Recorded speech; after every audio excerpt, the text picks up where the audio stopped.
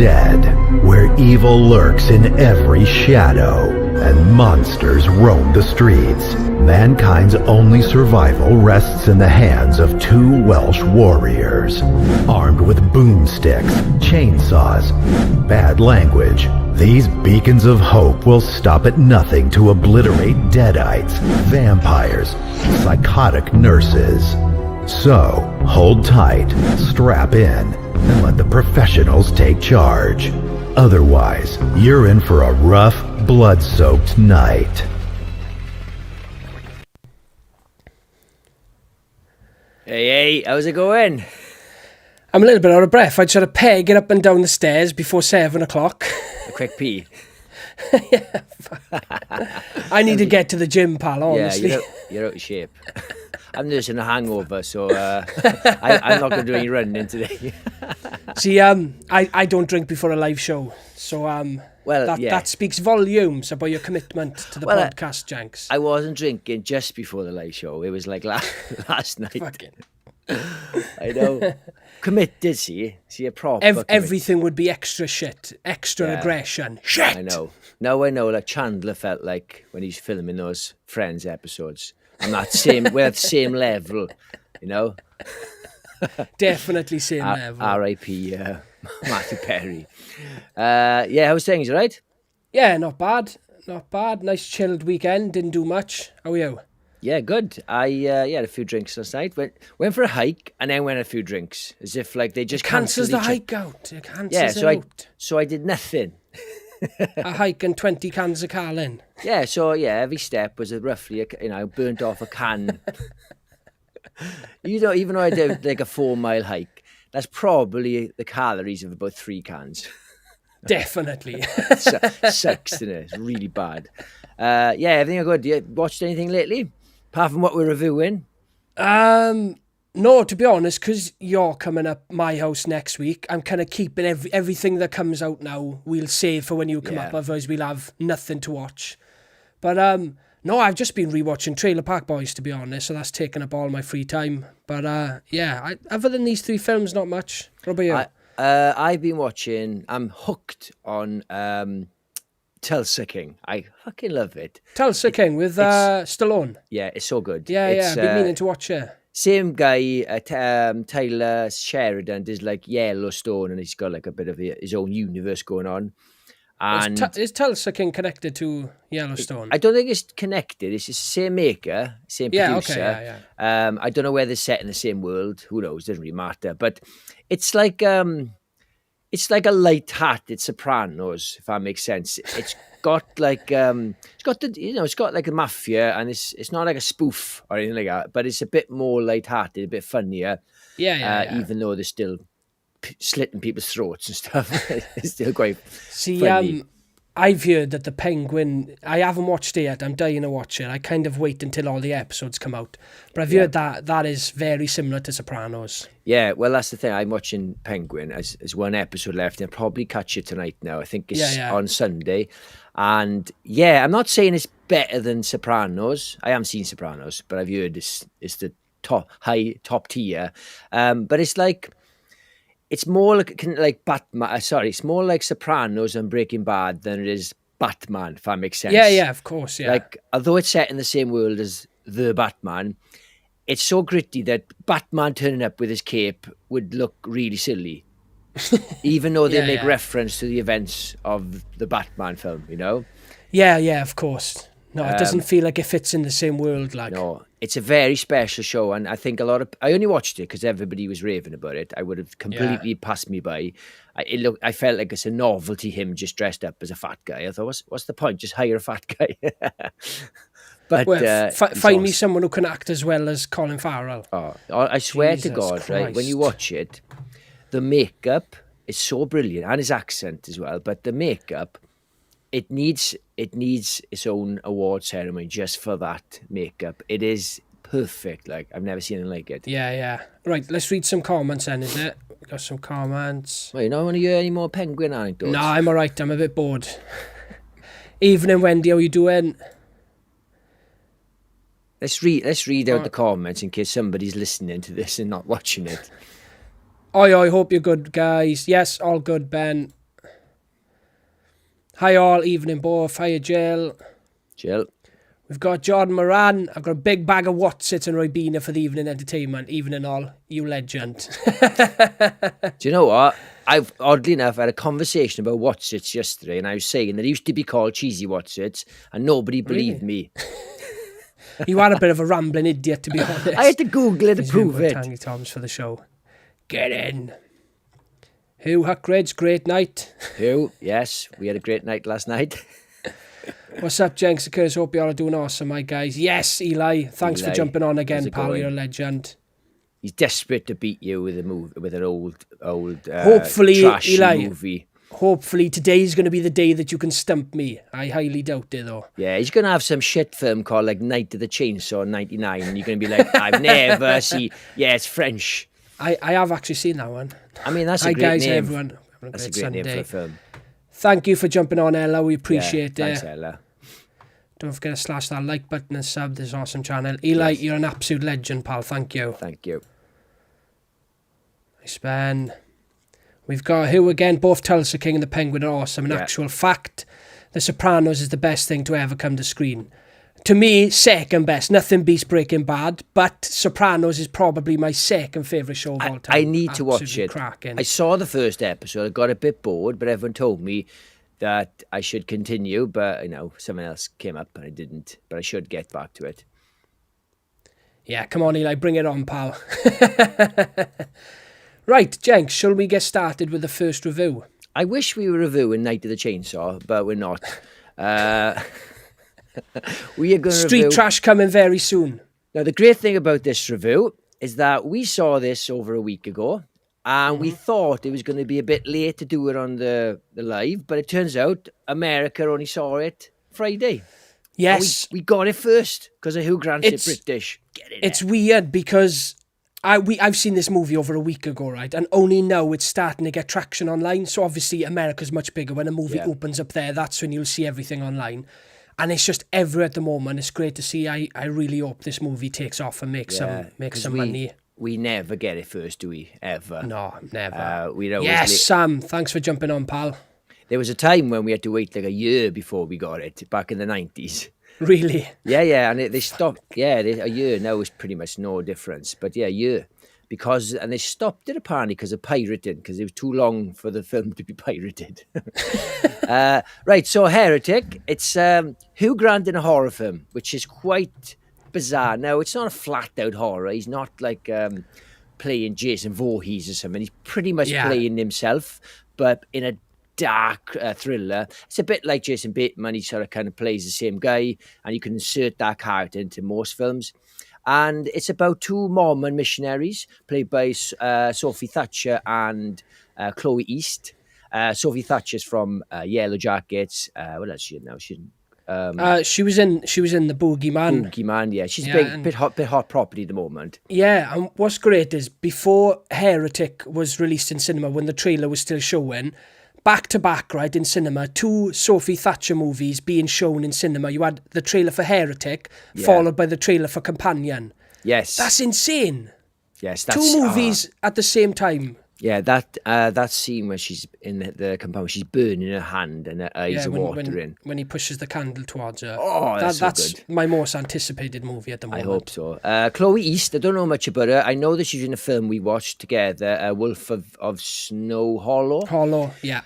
Don't really remember her in it. She's probably quite young at the time, so probably just a child in it. But I had to Google it. But yeah, they're both great in this. So they're Mormon missionaries. They're knocking doors. Nobody wants to talk to them.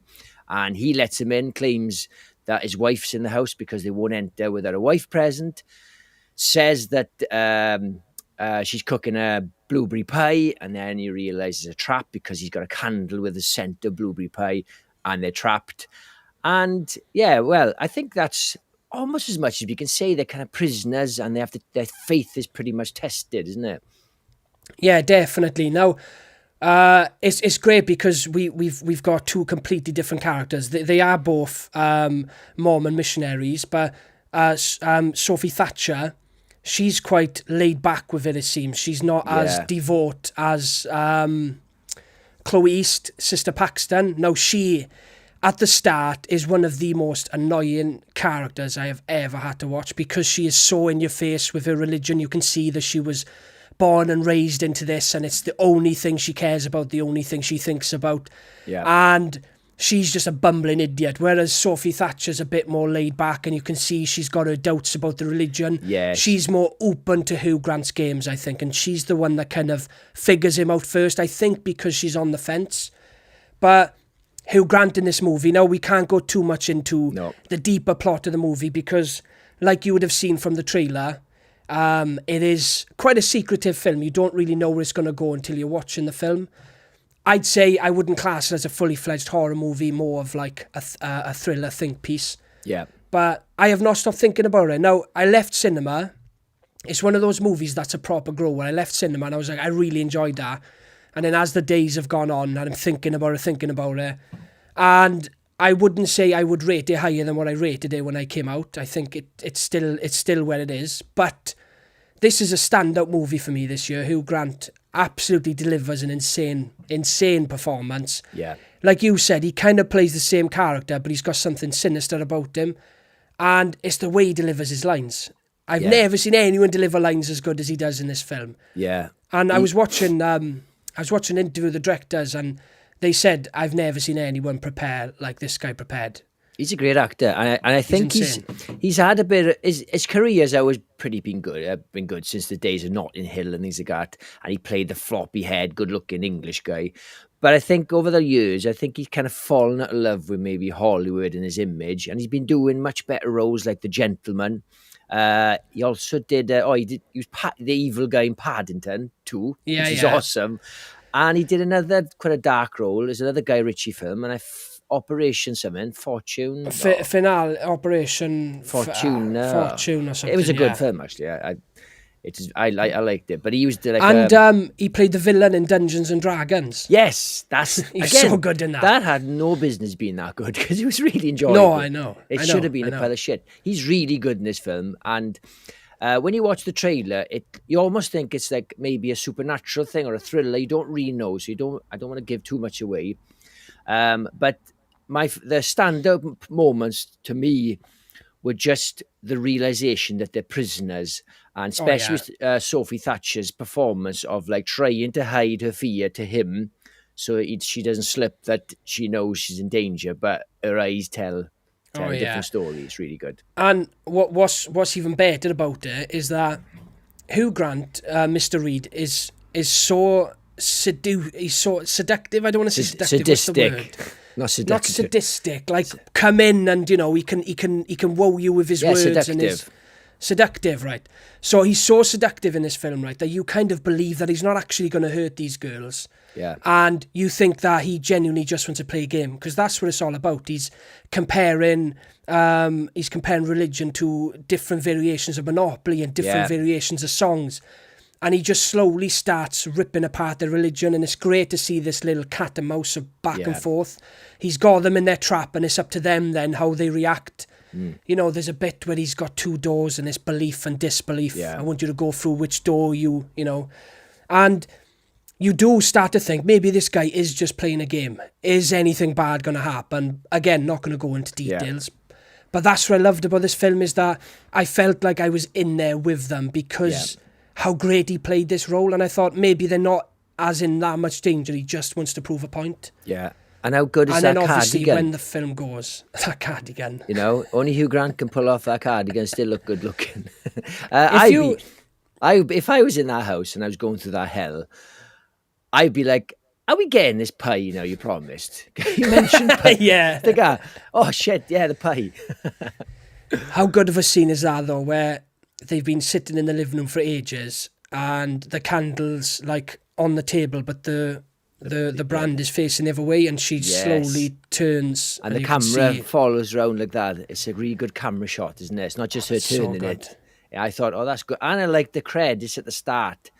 They were all like written at funny angles, and I haven't seen that before. And you think by now everyone's done every single credit trick you've seen. It's still unique. Yeah, definitely. Yeah, fair play. Yeah, it was directed by a guy called two people, Scott Beck and Brian Woods. Now, I don't really know them. Do you know them? Have they done anything before? Yes, they Memorable? directed 65, and they wrote, What's 65? yeah, with Adam Driver, the dinosaur movie. So they directed Oh, that, right. and they also wrote A Quiet Place, and they wrote Haunt, which we spoke about a couple Yeah. of weeks ago. Now- So they've done a bit of writing. I think they've only directed 2 movies, 65 and this. Now, this is such a big contrast from 65. I would never say that the guys who directed that directed this. I think that film's underrated. I totally agree. It was slammed when it came out. People calling it a piece of shit, worst film Yeah. ever. And I watched it. I'm like, it may have been that I went into it thinking it's going to be crap, and it wasn't. Yeah, but yeah. I think people were too hard on it, the critics. I think it was a perfectly Definitely. enjoyable 3-star movie. The thing is that it was meant, the dinosaurs was supposed to be a twist. And the studio wouldn't let them go for it. So they had the thing with the studio where they were like, the whole point of the movie is that dinosaurs are the twist. It's not going to be a big action movie with dinosaurs in it. And the studio released the poster, and you've got a massive T-Rex skull on the poster. And they're like, what the fuck? And it basically says the plot or the twist in the tagline. Like, he's landed on a planet. It's Earth. In the dinosaur days. The end. Like, Bruce Willis is a ghost. Literally, like. Yeah. I know, I would have been a great twist, but I think they were too scared. But it flopped anyway, so they should have fucking just done it. Yeah, they should have just gone with what it was intended to do, you know what I mean?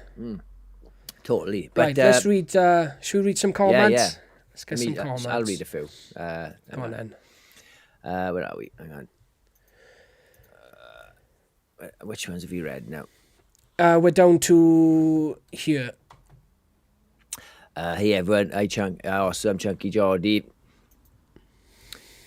Abigail, hi guys. All right, Abigail. Don't forget to send that you. like button. Oh, thanks for that. Cheers. AMC Geordie.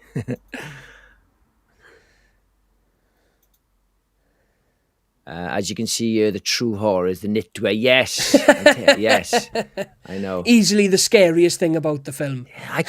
We couldn't pull off. I wish that we were more prepped and we both had knitwear just for this film for the review, but we're just not good enough. Oh, Jenks, we should have worn shit knitwear. Because shitwear. I've got one line around somewhere. Shitwear. Because when we were reviewing Ghostbusters Frozen Empire, you said we should wear puffer coats. Yeah, but they're too loud. And I said, yeah, it's probably going to be too loud. Like that. Hang on. Can't wait to see that. Yes, I highly recommend it. Yes, I would recommend it, definitely. Hugh Grant has become more nuts. He's become a really good actor. He's always been a good actor, and I just like the fact he's not afraid to play something different, you know? Let's see, Curtis, have you seen After the Fall of New York? I own it on Blu-ray. Oh, he was desperate to get you there. That is the Italian rip-off of Escape from New York. Oh, well. How many copies do you have, Kurt? Just the one. Just the one. Okay, fair enough. It basically means if Curtis only has one copy, he thinks it's a pile of shit. If he's got 3 copies, he loves it. That's his general rule. I really enjoy this movie. They've got the candle on the A24 merch shop. Oh, that's awesome. Oh, I'm going to get that. I'm going to get it. Yeah, awesome. I'm guessing Curtis will be having that for Christmas. Yeah, awesome. But yeah, for me, so again, we can't go into too much detail because it hasn't got a massive plot. It's very psychological, so there's not a lot of plot details we can say. For me, I really enjoyed it. But for me, it had got the tension kind of plattered out to me after the sort of initial we're prisoners. And once they was established they were prisoners and they were in peril, I kind of lost a lot of the tension. And I wouldn't say I checked out, but I was just, I wasn't fearful for anything. And I probably, because of that, I'd give it a solid 3 stars. I'd recommend it, but I know in my heart I can't give it a 4. Yeah, to be honest, I have been recently edging around 5, but I'll stick with a 4. But this really is a movie that stuck with me. Now, I don't need a whole lot of tension. Now, if there is a film that builds up great tension and it loses it, it does kind of lose me. But I don't think this film is that film. I think I didn't feel that much tension from the start. I think I was just enjoying the performances, enjoying the movie, and I don't think it lets up the whole movie. Now, you've got a clear 40 minutes where not much is happening, and then when stuff does start happening, where does the tension go? I don't think it goes anywhere. But this one, solid 4 stars. I have not stopped watching shit on this film. Hugh Grant, I need to see him in more roles like this. Has to happen. Yeah.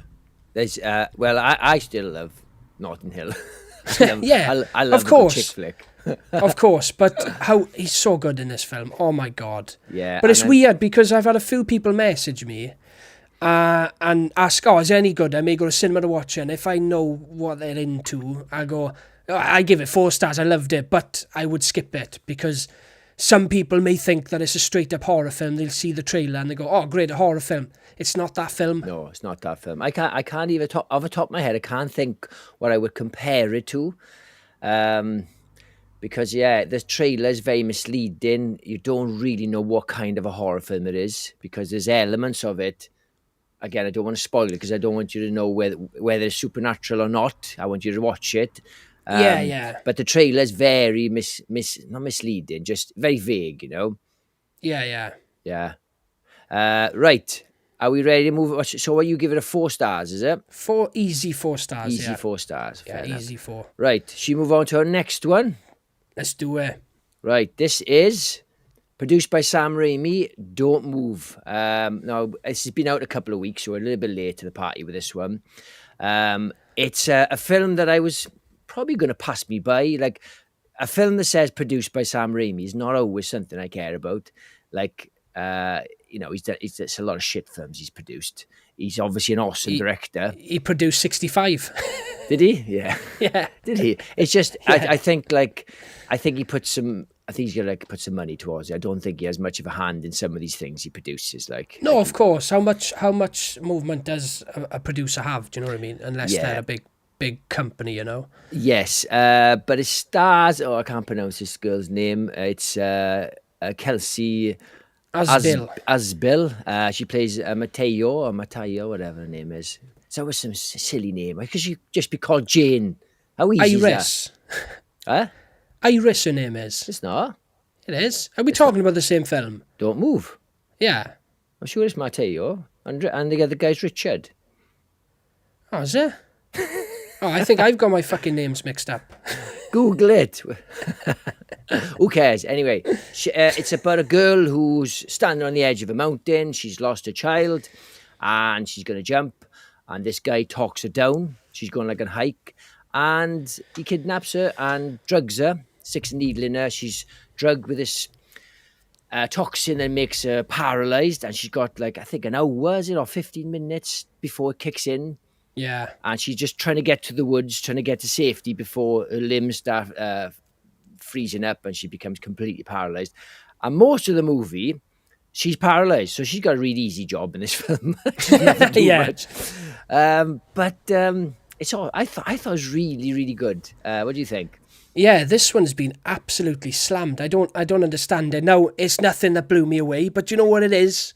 It's a throwback thriller to me. It feels like one of those, I don't know, mid-90s, early 2000s thrillers. Really easy concept. You've basically just got 2 people in the woods. People come in here and there, but it's majority of the time it's just these 2.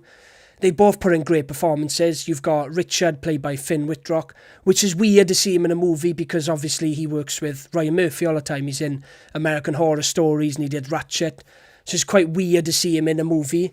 But he was great in it, a little bit over the top at times. Now, I'd say he was, even though I enjoyed his performance in there, he was, I'd say, the worst thing about the film, just because of how over the top he was. Yeah. And the problem is that he's the one that's drugged her and chasing her through the woods, and he just makes some wild decisions. I was going to say something, I don't want to spoil anything. No, yeah, but don't spoil it. When you find out what he's got and what his life is, the decisions he makes, you're like, you wouldn't do that. Do you know what I mean? Yeah. I really enjoyed it. It's a really good film, but it's very over the top at times. I wish it was a bit more grounded. Now, the story is great and the setup's brilliant, but it does get a bit nuts, doesn't it? And it doesn't suit the type of film it is. Yeah, I think the best moment so up until the farmhouse, again, I'm not spoiling anything. There's a farmhouse scene. Up until then, I thought, oh, it's all right. I don't hate it. But then I woke up and I thought, this is right cool now. Because I thought, how is this going to keep going if she's paralyzed? She can't even move. She's just on the floor at this point. And it was quite early on because, again, she's only got 15 minutes before it kicks in. But somehow it manages to go like another hour. And it's great. Like, there's a really good cop scene. Again, I don't want to give too much away.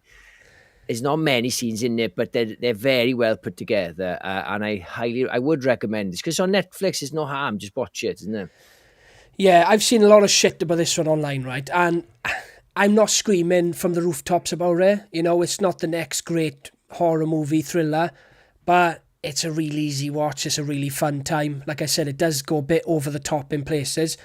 But it is impressive how they manage to keep you engaged while she's paralysed. Like you said, 20 minutes into the film, she is paralysed. Yeah. But somehow the film keeps moving and somehow it's still engaging. And yes. I think that was the more impressive thing about it. Yeah, it's got like that phone booth thing of like, how can you keep entertained with one guy in a phone booth? And they managed it with this. And it's a good premise, it's a good hook. And she's good in it, even though she didn't have to do much. Yeah, I don't recognise her from anything, but she was great in this. I can't put my finger on anything else she's been in. Yeah, you couldn't be bothered to Google either. So 3 films, right, Jenks? There's only so much research I can do in my busy life. Well, that's the thing about this. Like, you know, our main objective in this live was Heretic. But because this is a horror and it's on Netflix, I think people should just watch it. And yeah, definitely. You know, for me, it's an easy 3 stars. Or did I give it 4 stars? I can't remember now. I think I give it, even if I said 4 stars, I'd probably say it's a solid 3 stars. Yeah, you can't give this 4 stars and give Heretic 3 stars. That's not allowed. Now, I appreciate opinions, but that's not allowed. You're not allowed to do that. Fair enough. Yeah, I did enjoy it. And yeah, I think I would probably catch someone else these directors have made. No, not director. What's his name? Guy who made it. Oh, I didn't research it. Who did it? Who directed it? Yeah. Don't ask me, like. Guy did 65 again. No, right. Same as you, Jenks. I would give this one a very solid 3 stars. I think when I first watched it, I give it a 4, but it's closer to a 3. It's a very enjoyable thriller, great performances, and like Jenks said, it's on Netflix. If you've got Netflix, just chuck it on. We don't get many good films on Netflix these days. No, definitely not. Let's read a few more comments. Eli, have you seen Norseman? I have seen some of Norseman. It's really funny. It's like a spoof of Vikings. Have you seen it, Kurt? No. I think it might be on. I think it might be on Netflix. I can't remember. It used to be on Netflix. But yeah, I haven't seen any of these movies yet. See, too busy watching the shit that you and Curtis watch. Yeah. You're just going back all the time watching rubbish. Hey, you can throw my name in the dirt, right? But you're not doing that to Eli. No chance. He's desperate to get you, isn't he? You leave Eli out of it. Has he got anything? Has he got you one yet? Has he got a film that you haven't seen yet? No. So I've heard of Alien versus Hunter, or no, Samurai Cop. I don't know, what was it? Ninja Terminator. Now, I know about it, but I haven't seen it. I think that's the one. Yeah, the one Gary had, your father. Yeah. So my father owned it, but I've never watched it. Yeah, on Betamax. Betamax. Yeah. On Laserdisc. Yeah. I collect Laserdiscs. You? Yeah, I got a few. I have. The old school one now you're talking. Yeah. They're like vinyl. Yeah, big vinyl discs. Really? Yeah. Well, as big as a record? They're exactly the same size and they have the same covers. I thought they were like size of DVDs. No. They're huge, like that. Wow, I didn't know that. Yeah, I've got the Thing from Japan on Laserdisc, which is awesome. So probably one of my more prized possessions. You don't have an actual player? No, I don't know. No. Why do I need a player? I've got them all on 4K and Blu-ray. I don't need a player. But it's like buying vinyl records and then just not having a record player. Yeah, I know, but it's collection, innit? You like to collect things like. Yes, I suppose. You've got a Ralph head, Jenks. Come on. Do you still play with that? Do you still play with Rude Ralph? Yes, I do. Yes, I do. And he still works. Yes. Worth money, boy. 30 quid on eBay, that is now. Yeah. Those ninja films right up my street. Ninjas with 70s cop moustaches. Yeah. Sam, you could have just said, you've got a perfectly fine moustache to get it off you, yeah? Yes. We are whizzing through this today now, I think because we didn't have a lot to say about Don't Move. Well, and then Heretic, there's not much we can say about it. I know. They're so much easier, like reviewing something that we can give spoilers, like a Freddy film. But it's so hard to talk about like Heretic because it's just not a mainstream film. Like it's just not enough. And same with Don't Move. The last thing we want to do is spoil a movie for someone. Do you know what I mean? It's so easy to start getting stuck into plot points and details. And I wish we could just do spoilers. Yeah, but the thing is, like, I genuinely don't want to spoil things for people. That's the thing, innit? It's not just because you genuinely don't want to spoil it for someone. We're here to recommend movies for people to go and watch. Exactly. I genuinely want people to watch a film. Like, I want people to just sit down and watch Don't Move, and not expect much. But not every film has to be 4 or 5 stars to enjoy it. I think you can highly recommend a 3-star film. Definitely. Right, the problem is now our next movie we're reviewing, we can't say bugger all about it. It's so bad. Let's read a few of these before we move on. Hang on.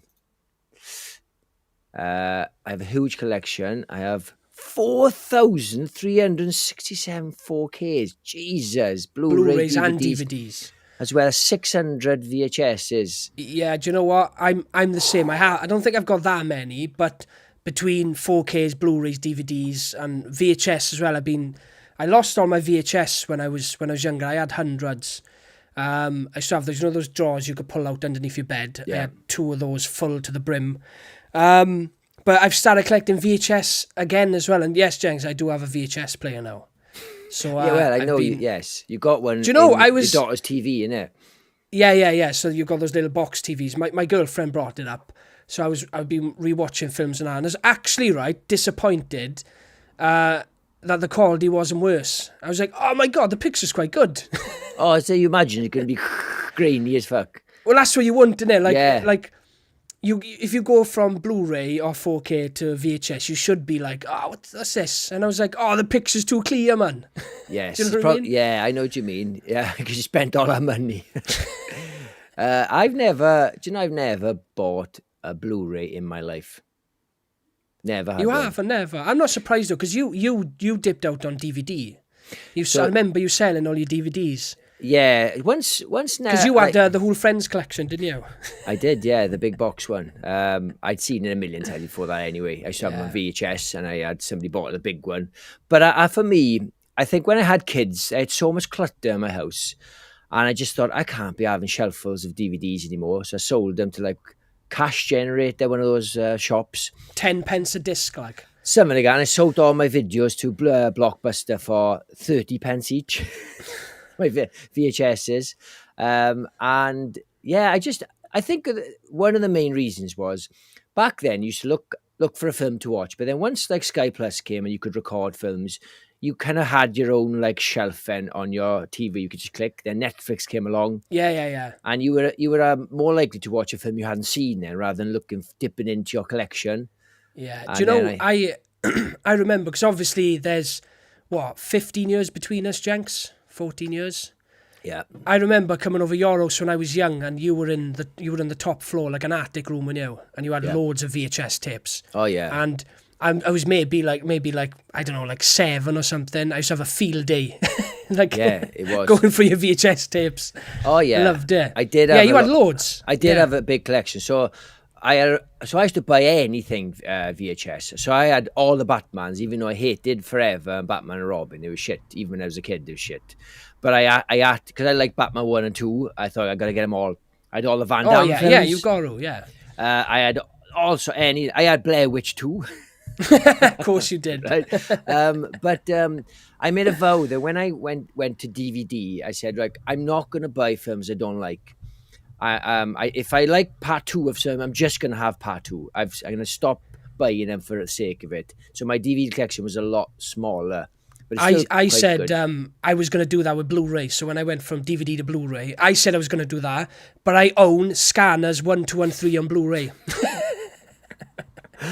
Yeah. Obviously, the first one's a masterpiece, but yeah, 2 and 3.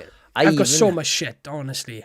I had a Van Damme film, right, called Black Eagle, and he's only in there for about 5 minutes, and it's absolutely horseshit. Yeah. And I just had to have it in my collection.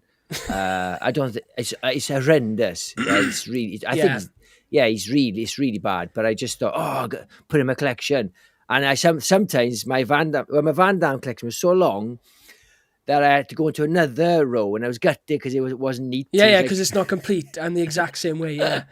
Is it worse than Knockoff though? I had that on DVD. I had that on video, and you know that with Rob Schneider. Yeah, somehow it's strange because the title Knockoff sounds, because there's a term like kill somebody, knock them off, innit? Yeah. And it's about knockoff jeans. I know. It's fucking shit. Ridiculous. Yeah. But right, let me read a few more of these before we move on. We're gonna. Wait there, we've just gone past one now. 2 seconds. Yeah. I don't know where we are now. Right. I've got LPs didn't play them until Abby bought me a record player. Well, thank you, Abby. Sounds like it should be called Can't Move. Well, that makes more sense, doesn't it? Yes, because she wants to move. Because it's called Don't Move. I mean, I haven't got a choice. Do you know what I mean? Yeah, you're right. It's a good call. Couldn't if I wanted to, like. Hey, how? Jenks is the only one hungover, you're right. I come clean and fresh, right? No drinking on a school night. You two are funny hungover. Do you know what? I would have been fine, right, if I hadn't fallen asleep in the afternoon and then I woke up feeling like shit. Yeah, it's 10 times worse. Once you have that nap, I had a nap earlier, like fell asleep on the couch.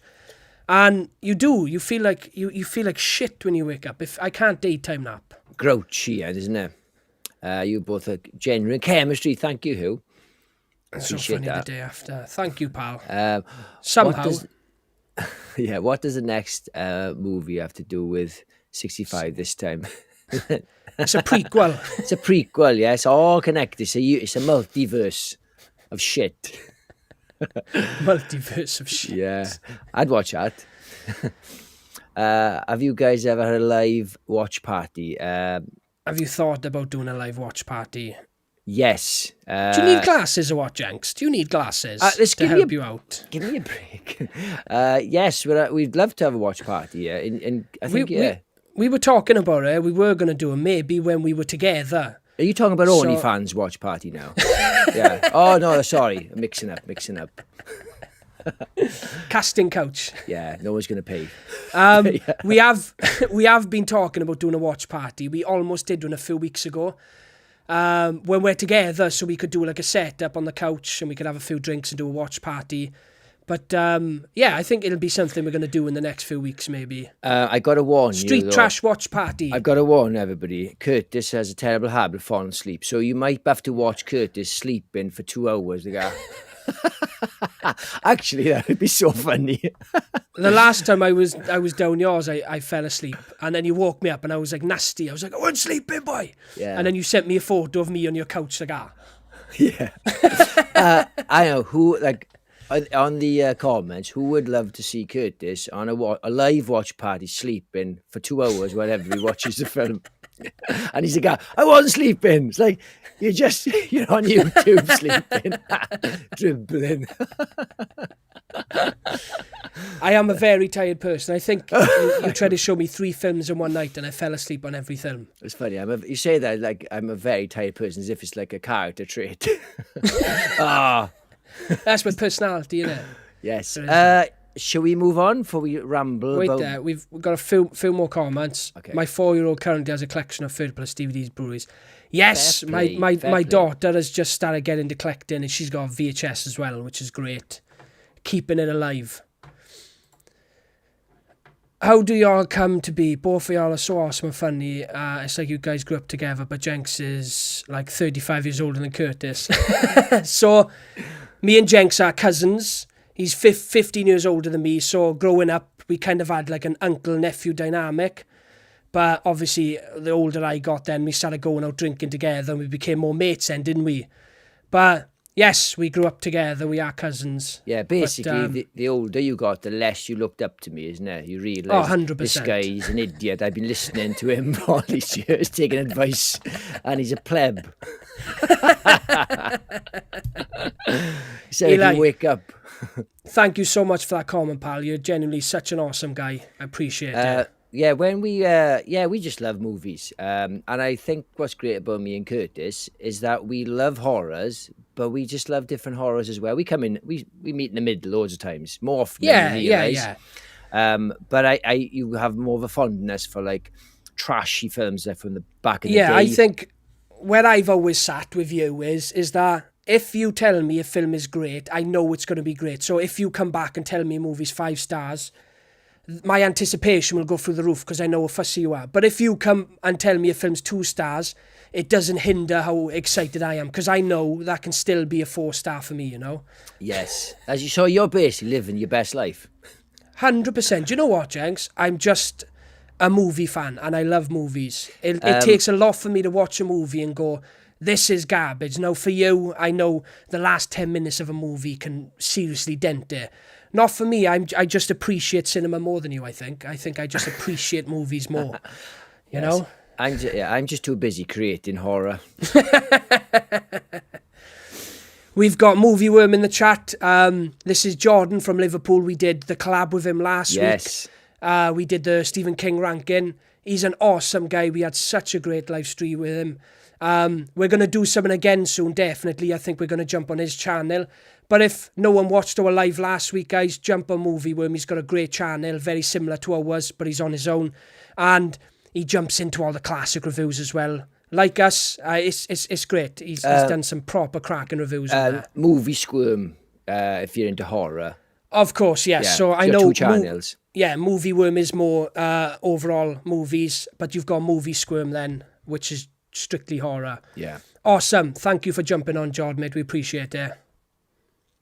Jenks is still drunk, I think. Nah, he's always like this. Like, let me he's tell you always now, like this. That's a kale shake. I swear to God, it's water.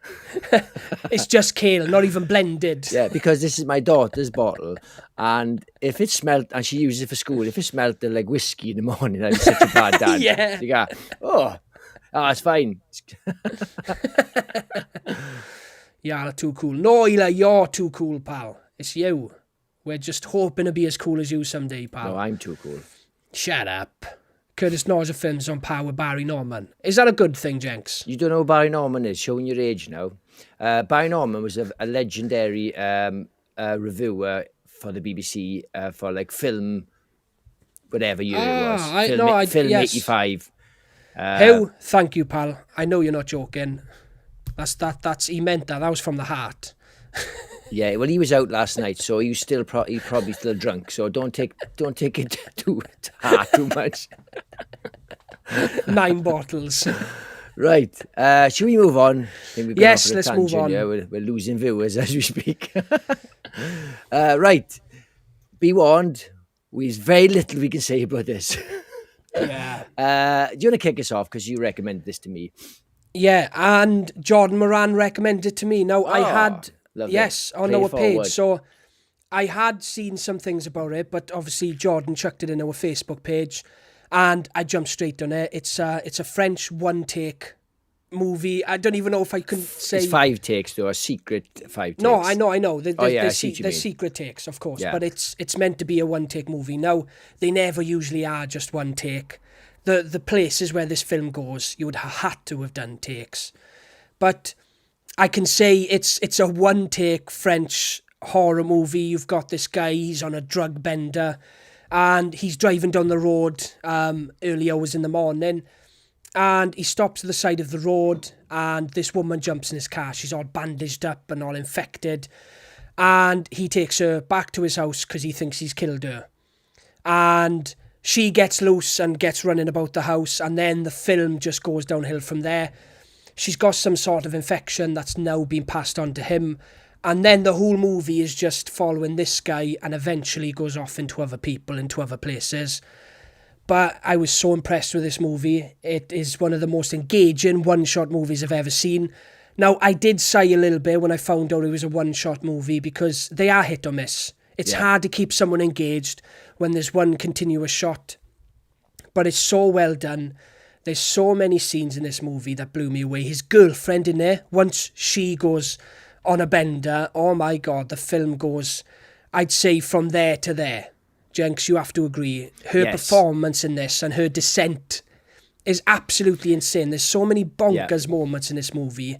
I loved it. So for me, so you recommended it to me. I had to subscribe to Shudder because I've got Shudder so many times, but once they deserve your money, Jenks. They deserve your money. I don't have it all the time because there's some months there's nothing I want to watch, so I sort of cancel it, redo it, and stuff like that. So I get a month's worth, and it was so good because I not that I wasn't enjoying the first 40 minutes when it's just this guy and he's something wrong, he's not feeling right, and because he's on so much drugs and he's got high stress levels because he thinks he's killed this girl, it's you don't know what's going on, and I just thought I am enjoying it, but there's nothing really happening.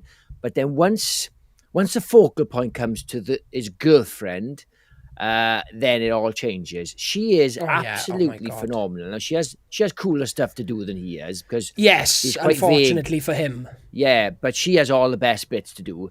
But honestly, again, I don't want to give too much away. I don't even want to say what it's really about. Yeah, no, it keeps of course. You guessing. And what I liked about it was that because they're all on drugs, the people, you don't know, are they hallucinating? Is this real? And you keeps it open. Yeah. Because definitely, because they're doing all sorts. They're doing weird drugs. There's a red powder, and you think, what the fuck are they doing? Yeah, because you could directly tie it into that. Yeah. But that's what the film does well, is that it keeps you guessing. But yeah, like we said, we've got Anais, I think the girl is. She's played by Laurie Parvey. She was the absolute standout in this movie. Like we said, as soon as it gets to her, about halfway through the film, the camera is literally flying down a road, and the car that we're following passes her, and then the camera just turns and then follows her.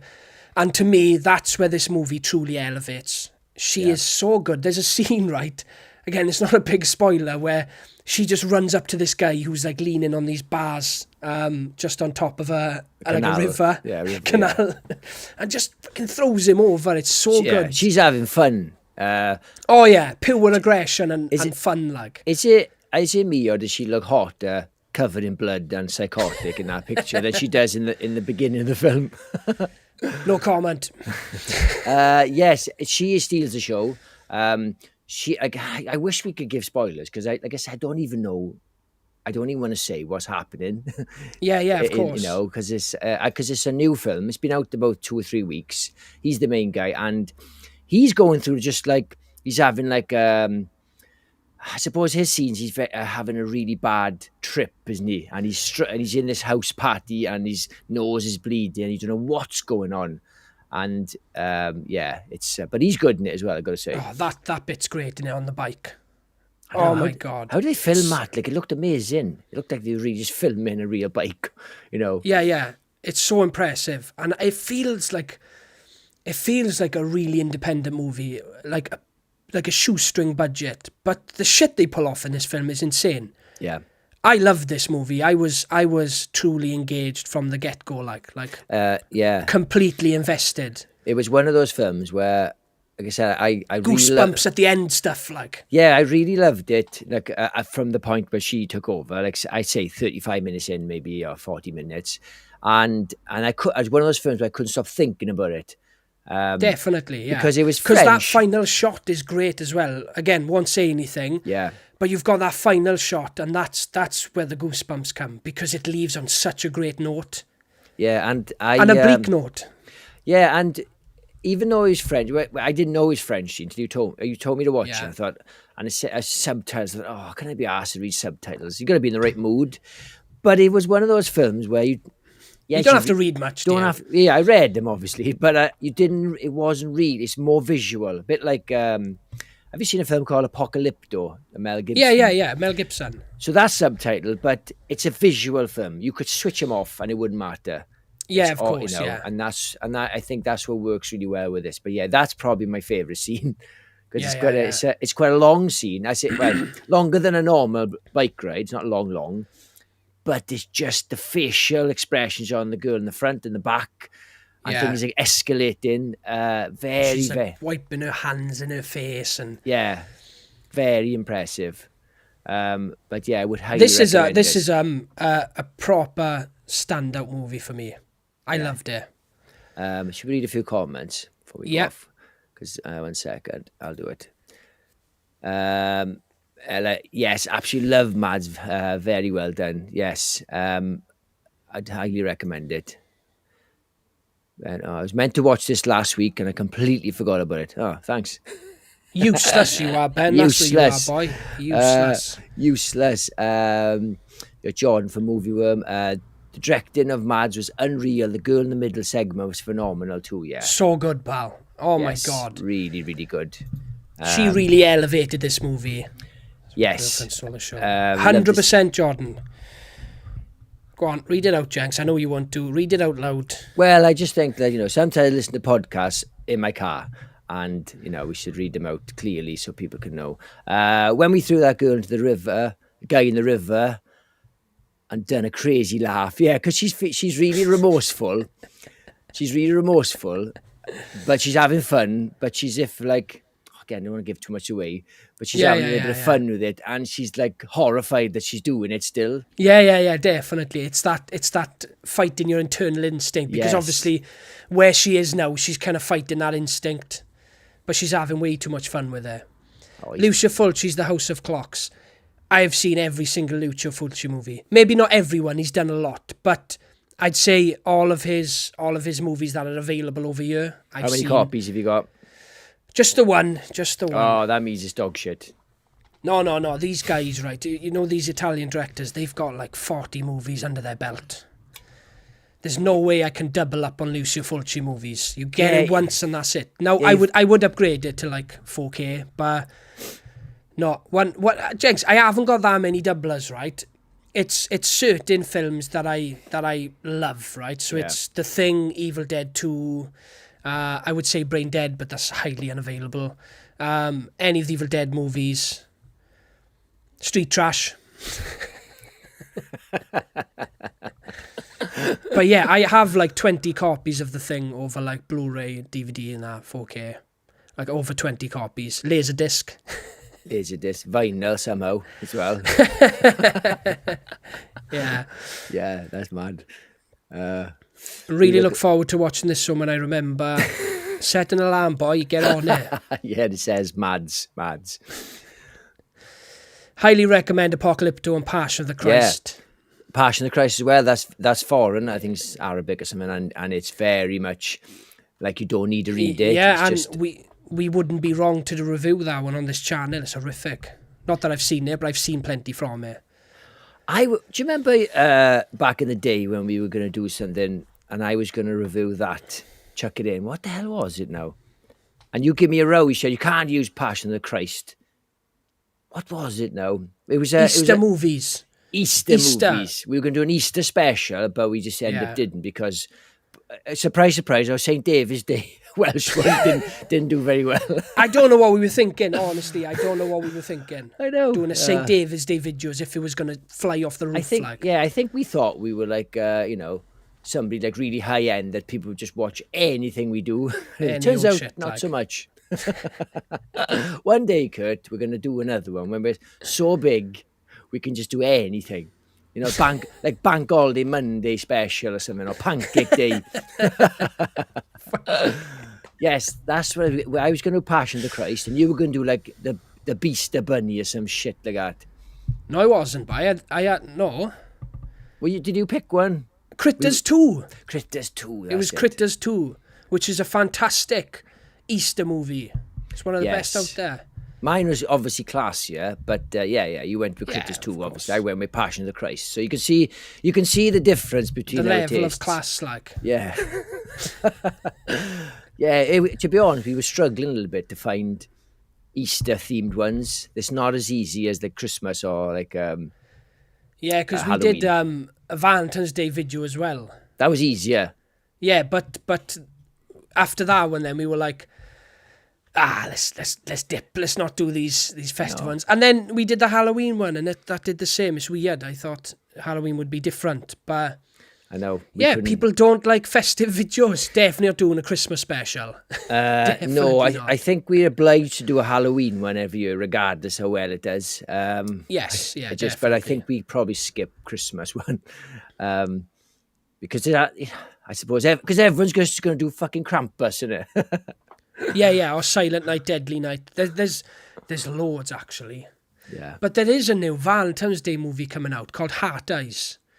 It looks like a really high-end slasher movie. If you see the trailer, it's as high-end as they come. Proper big studio slasher movie. And he's got a great mask. He's got a really cool mask. Now, if that film turns out well, the trailer looks amazing. If that film turns out well, we're on a massive rise for slasher movies again. Your Thanksgiving, Scream's back, Heart Eyes. There's another, Terrifiers blowing up. Yeah. We're on a massive slasher resurgence here. Well, Terrifier 3 has made 75 million. Insane. 2 million budget. Biggest indie horror ever. I'm not surprised. Yeah, definitely. Because I think the second one was a hit. I think it made maybe 5 million or 10 million. No, 40 million. I don't think so. 20 million? 20 million maybe. Google it. No, I think it did 20 million. Well, either way, the third one is oh my god, gangbusters. You know, it made more money than the Marvels. that made negative money. They owe people money. Yeah, they owe us money. Yeah, I've never seen it. I'm doing the one thing I give people shit for, slagging off films you haven't seen. But I'm pretty sure I'm never going to watch the Marvels. Captain Marvel 2. Definitely not. No chance. I'd watch, my guys. Thank you, pal.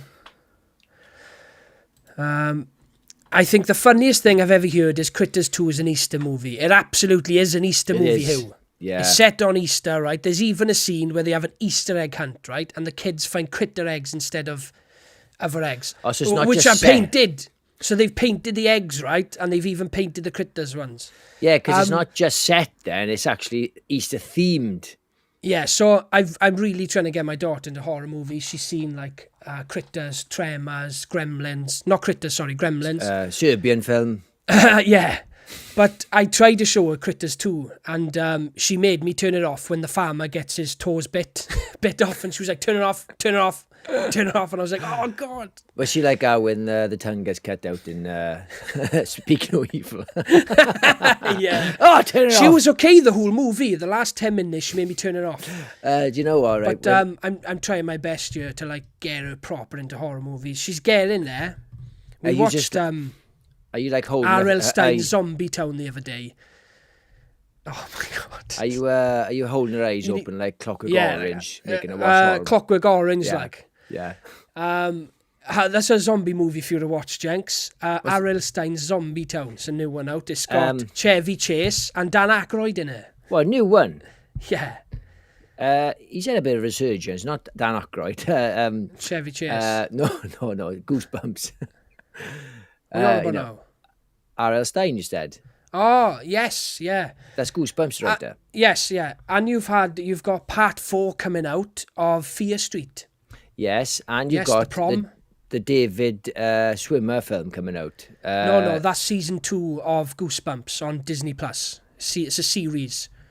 Is it? Oh, I thought it was a film. Yeah. A one-off. No. He's in season 2 of Goosebumps. So Goosebumps has had a Disney Plus revival. Right. It's a continuation story, but story elements from Goosebumps books are weaved into one story. Right, I thought it was just a mini movie, like a TV movie. No. With just one story. It's leading that, isn't it? Because it's called is it called Awaken or something? Or no, The Vanishing. The Vanishing is called. Goosebumps, The Vanishing, maybe. Yeah. Which one? The Mike? You could always review Jack Frost. Do you mean the Michael Keaton one?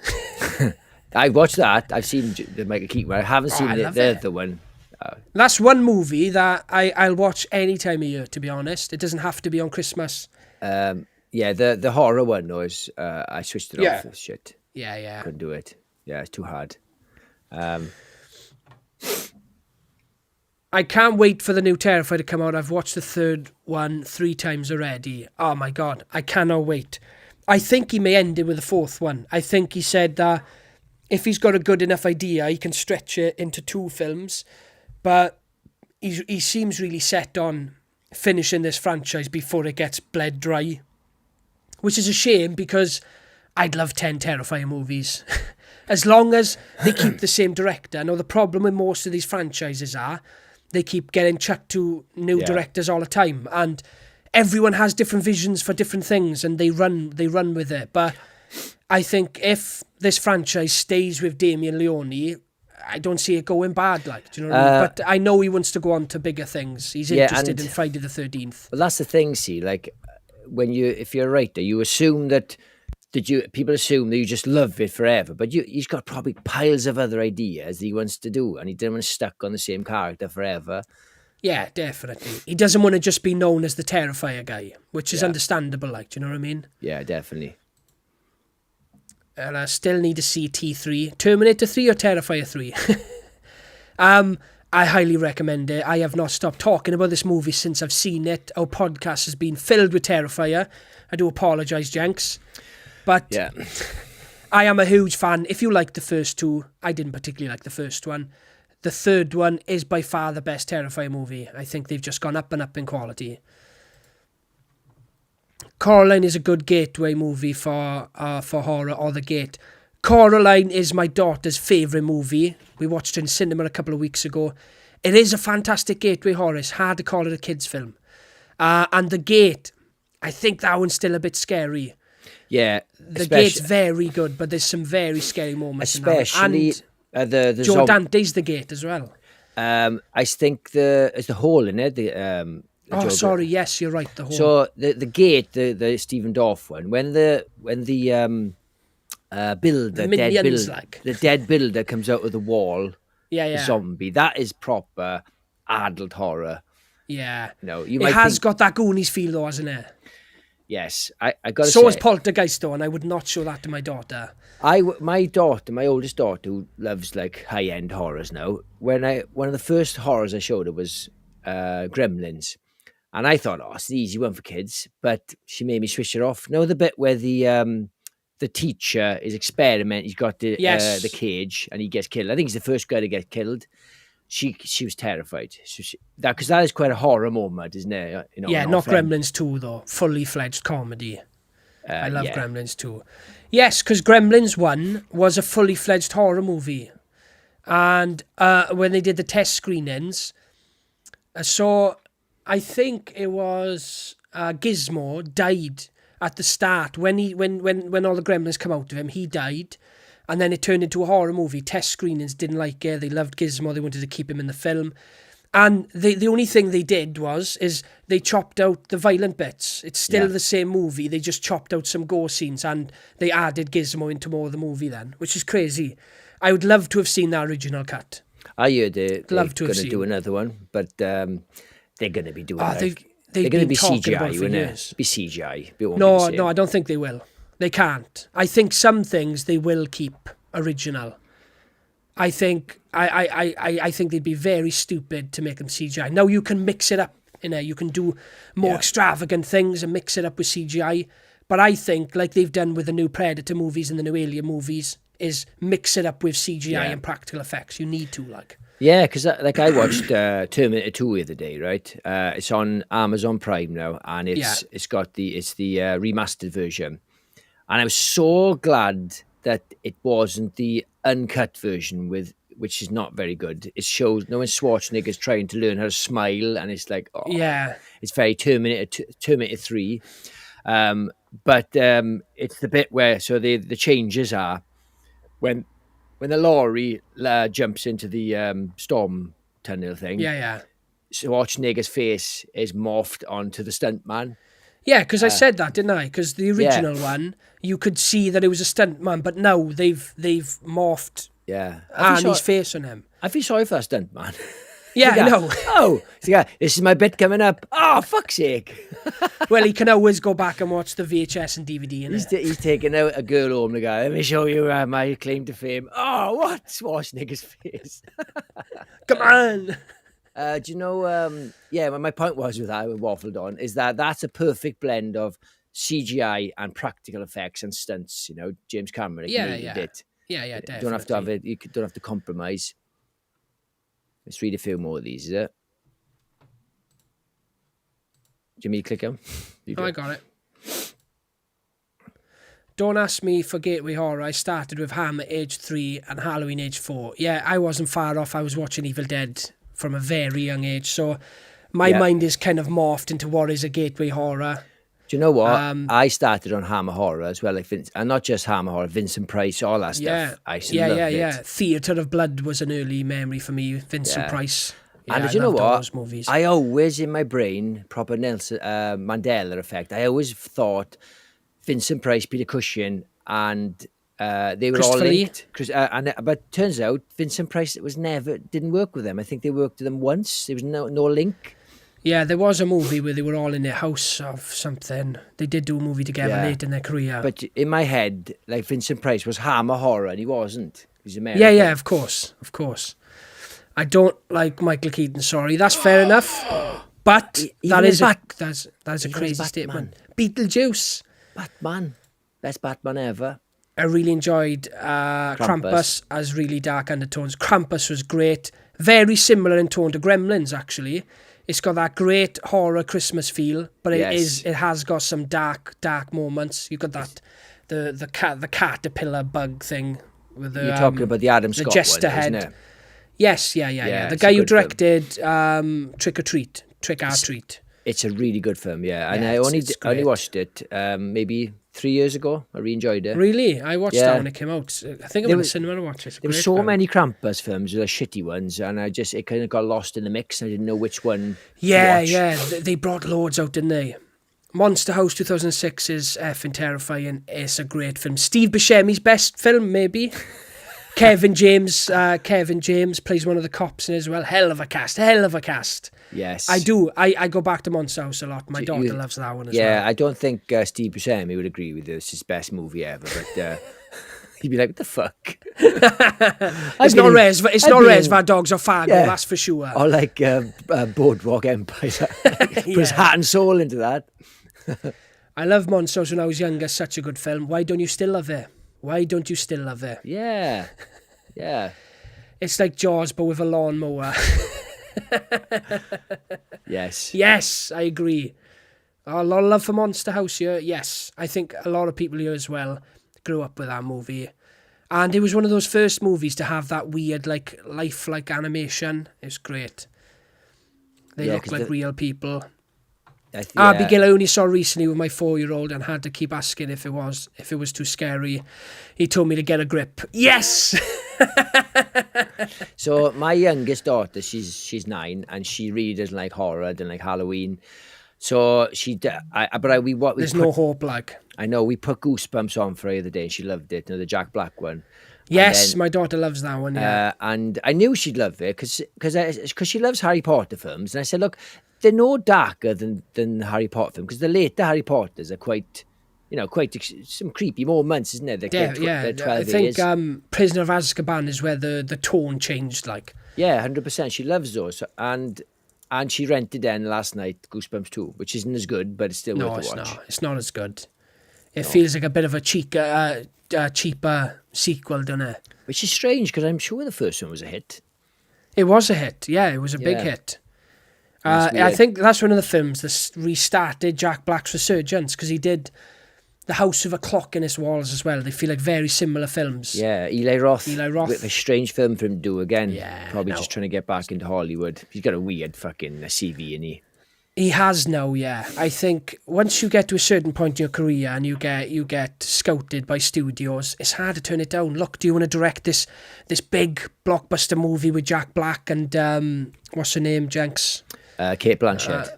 Kate Blanchett. We'll give you £10 million. Yeah, of course. Like, do you know what I mean? It's hard to turn these offers down. James Wan directing Fast and Furious. Insane. Do you know what? Eli Roth just did Borderlands, which is meant to be one of the worst films. I feel so sorry for him. Because he's just had a hit with Thanksgiving. I think Sony have signed a contract to do a sequel. It's such a shame because I feel like he's on some of his last chances now. And I love the guy, right? He's done some bad movies, but I love Eli Roth as a person. He's great. He's in Death Proof, Inglourious Bastards. He's good mates with Tarantino, obviously. And he's just an all-round horror nerd. He just loves his horror films. He did that History of Horror series. He's just a great guy, and every time he does a film that flops, it takes something out of me, like, you know. I gotta say, I didn't like Cabin Fever. I love Cabin Fever. It's great. But I forgave it because it was his first film. I love Hostel, one of my favourite horror films ever. I love Hostel 2, absolutely awesome, almost as good as the first. And I prefer the second one. I wouldn't argue with anyone who preferred the second one, but I cared more about Paxton and his sort of escape than I did with the girls, but it was still awesome. I hated the Green Inferno. I know you liked it, but it was a piece of shit. I like that and Knock Knock. Shoot Me. Knock Knock. Oh my fucking God. What the fuck? I enjoyed it. I went to cinema to watch it and I enjoyed it. I got it on Blu-ray. Somehow, Keanu Reeves was even worse acting in that. And I love Keanu Reeves, but... He's not great in it. I will say that. He's not great in it, but that film has a lot of charm. To me, anyway, has a lot of charm. Do you know, Green Inferno, right? I don't think I've been more excited about a film, because like I said, I love Hostel 1 and 2. And then I heard the plot. Oh, I was telling my friend about it. I said, oh my God, his next film, it's about missionaries going to the Amazon jungle to rescue this tribe. And they're cannibals. They're like, oh, that's right up my street. And it was so badly executed. Oh my God. I don't know what he was on. He must have been smoking at the time or something, but it's such a fall from grace. But I would never, ever compare it to Hostel. I think Hostel, well, it was just included in The Guardian. I think it was not The Guardian, someone else, their top 100 best horror movies of all time. Hostel 1 was on that list. So Hostel is highly regarded as a great horror movie, right? But Green Inferno is a massive step down, right? It obviously is a massive step down, but it's a fun movie. It couldn't even Plus get... it's fantastic. I love Rick Hoffman. It was very weird seeing him in suits. Yes. Which one's he? Oh, Rick yes. Hoffman. Is he the ugly-looking guy? Oh, come on now, Jenks. The guy... Come on now. We don't... Who's burning the girl's eye. Yes. Yes. He's always plays a smarmy businessman, isn't he? He was in Thanksgiving. Yes, he's always the same character. Right, when you're a smarmy businessman. Yeah. Yes, I agree with you, Hugh. Green Inferno is dog shit. No, Hugh. We don't swear on this podcast.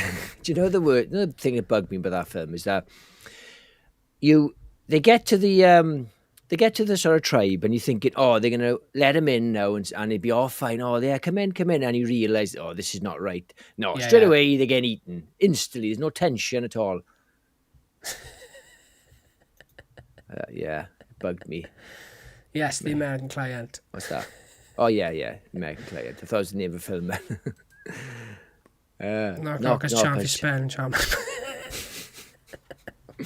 It's fucking crap. It's so crap. No one's sticking up for you with Knock Knock. I don't expect anyone to be honest. It's not a movie that... Right, how many copies of it do you have? Oh, just one, man. Just one. You do own it? I do. I have it on Blu-ray. I've got all Eli Roth's movies on Blu-ray, right? I've got Green Inferno, I've got Knock Knock, Hostel, Cabin Fever. Are you buying Borderlands? No. It's not my... I wouldn't say it's really usually my type of film.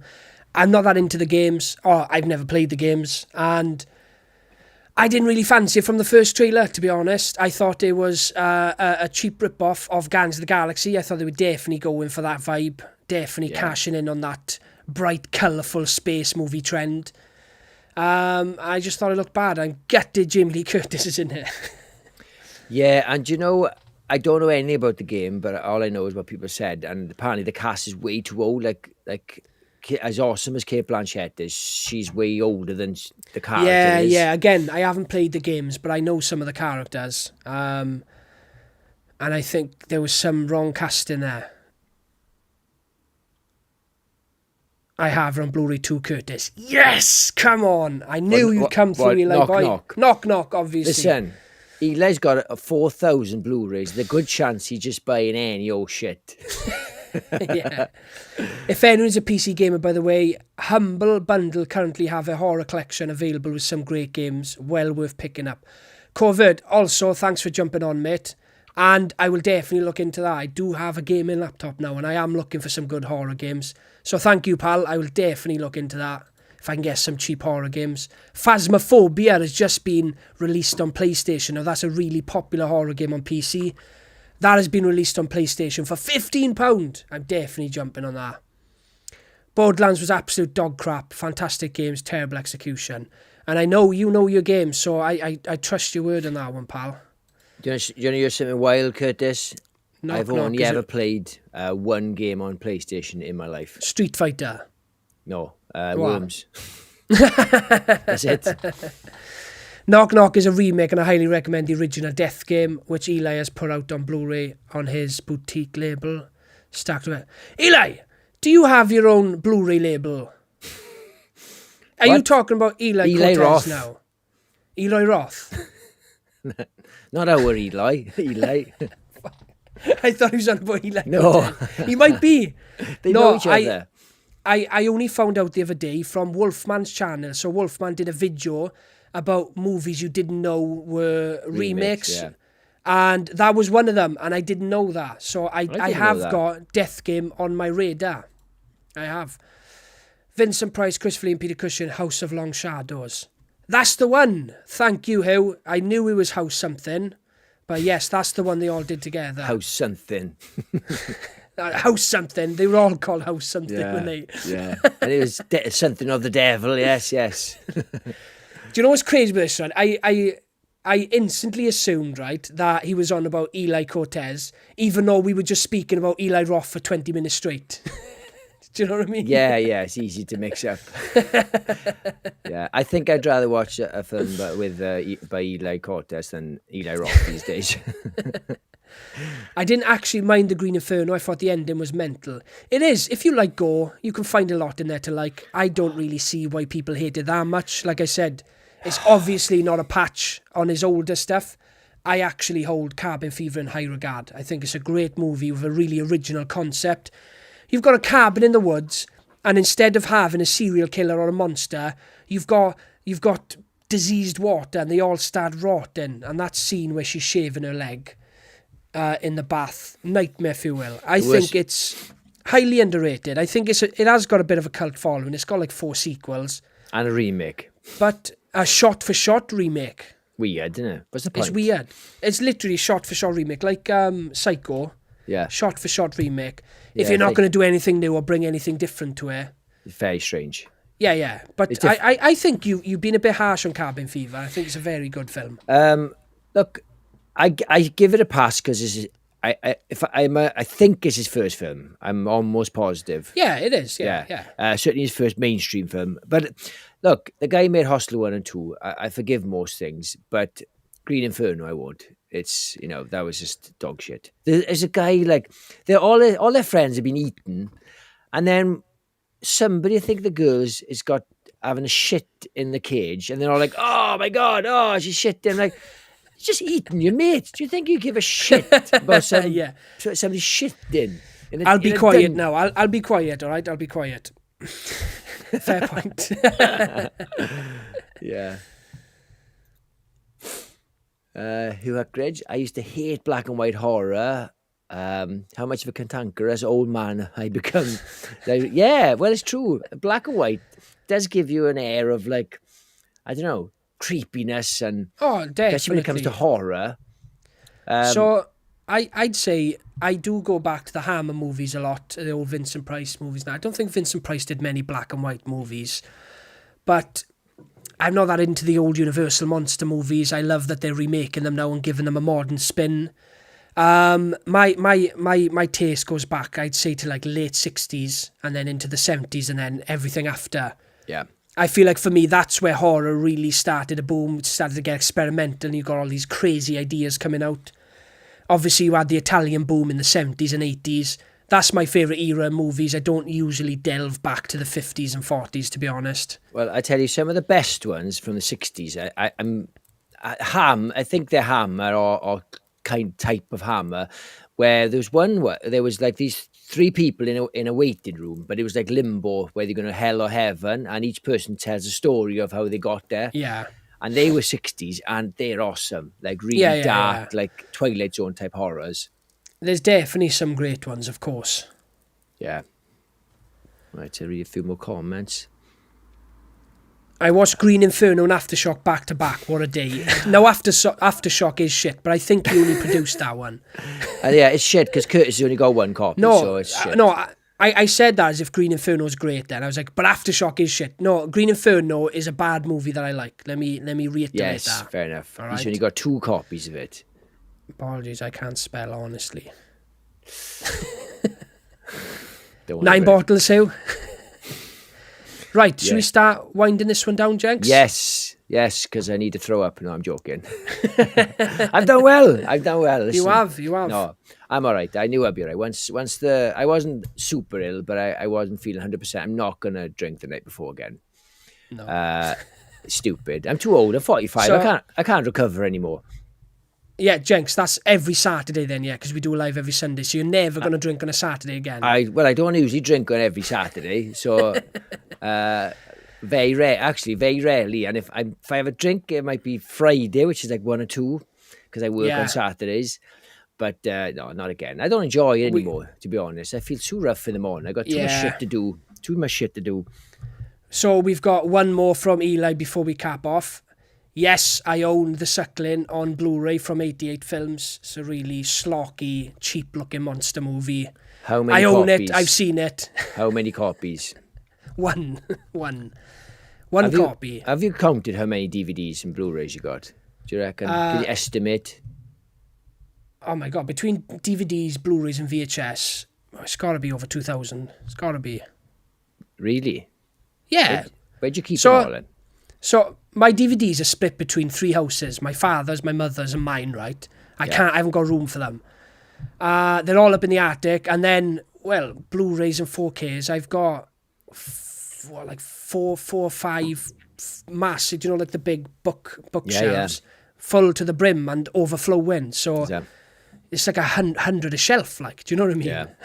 Fair play. Yeah, count them one day, just to see how many you got. Just see you can beat Eli. Yeah? I don't think you're going to beat them. 4,000 is crazy, you know. Oh, no. Maybe one day. Remember that Masters of Horror season, Bravo? I do. And they had some huge directors on that, right? I think John Carpenter's done stuff. Wes Craven has done some. What's his name? Mick Garris has done some. Yes. They were shit, even when I was a kid, but I had fun with those. I had the box set on DVD. Yeah, I'm sure there was a couple of Stephen King stories adapted as well, if I'm not mistaken. Yeah. They pulled in some big people, but the production wasn't there, was it? Cheap. The production wasn't but nasty. There. It was on Bravo, wasn't it? Yeah. Yeah. Yeah. I think our channel's bigger. One day. Right, should we wrap it up, guys? Really appreciate all you guys in the comments. I really appreciate it. I know we waffle on about shit sometimes, but that's part and parcel of a live show. That's what's fun about live. We can just talk shit. Yes. Eli, next time, my friend, maybe you'll get me next time. And look, not everything would be our cup of tea with the things we reviewed, but the Heretic is in the cinema, the most mainstream of the ones we reviewed today. Again, we couldn't go into too much detail because there's too many plot points to cover, but check them all out. If you like your psychological movies, if you like top class performances, if a film can drive you just by performance, I highly recommend it. Yeah. It's not for everyone, but I loved it. And definitely Mads. Yes, definitely. Yeah. It's a crazy one. Also, we've got a Facebook group. Twisted Locker. Anyone wants to join, jump on, because we've always been on Facebook, but we've got a dedicated group now, membership one, and yeah, jump on.